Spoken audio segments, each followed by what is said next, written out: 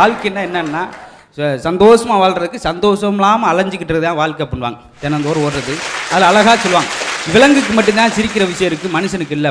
விலங்குக்கு வேணாம். ஏன்னா எந்த பறையாவது சொல்லியிருக்கா இந்த மரத்தில் நானும் என் குஞ்சுகள் மட்டும்தான் இருப்போம், வேறு யாரும் வந்தால் நாங்கள் கோட்டுக்கு போவோம்னு சொல்லி எந்த பறவையும் சொல்கிறதில்ல. அதே மாதிரி யானைக்குட்டி, எந்த ஆனைக்குட்டி பசியோடு இருந்தாலும் அதுக்கு போய் பால் தரும். இந்த என் குட்டிக்கு தான் தருவின்னு சொல்லி அடம் பிடிக்கிறது இல்லை.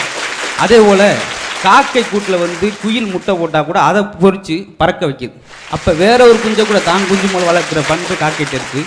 அப்படி நிறையா விஷயம் சொல்லிக்கிட்டே போவாங்க. ஆனால் மனுஷங்கிட்ட அப்படி இல்லை.